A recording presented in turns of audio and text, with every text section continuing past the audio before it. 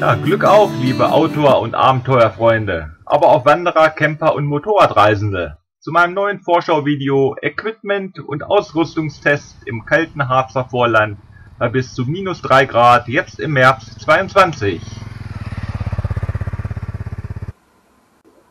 Ich teste ja gerne vor der neuen Outdoor-Saison einmal bei niedrigen Temperaturen meine Ausrüstung. Ich liebe hier die Einfachheit und das kleinste Packmaß, sowie das geringste Gewicht.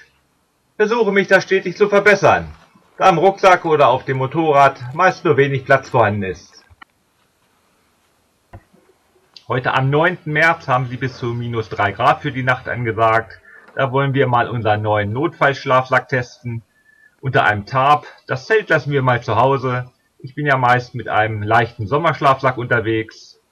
Da lade ich euch gerne zu ein. Lasst euch inspirieren von den folgenden Bildern und wir sehen uns dann demnächst hier wieder. Würde mich freuen, wenn ihr wieder einschaltet, den Kanal abonniert und dann sehen wir uns beim Ausrüstungs- und Equipment-Test beim Harzer Enduro Wanderer. Ciao, ciao, bis dahin. Viel Spaß jetzt bei der Inspiration. Biwak am Fluss.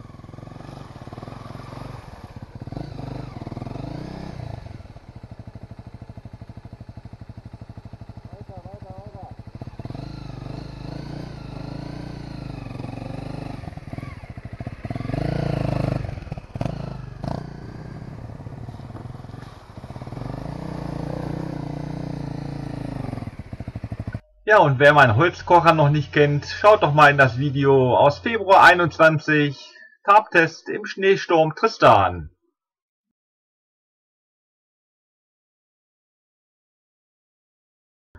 Und dann sehen wir uns in Kürze bei dem gesamten Ausrüstungstest unter dem Motto Biwak am Fluss hier auf meinem Kanal. Bis dahin, ciao ciao, euer Hardsign Enduro Wanderer.